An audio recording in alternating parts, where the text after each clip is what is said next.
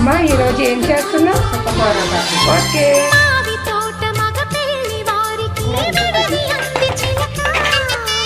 మనుగు ముందరే మంతనాలకి కదిలే గోరు అంక జాబిలమ్మని జాజులతో తరలి రమ్మని అందామా. పేద మనసుకి పెళ్ళంటే అతిథులెవ్వరు రారమ్మా.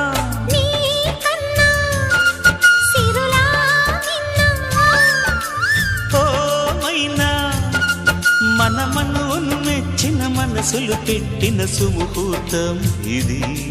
మధువై రానా మరి కిలకిల నవ్వే కోయిల కోసం వచ్చింది మధుమాసం.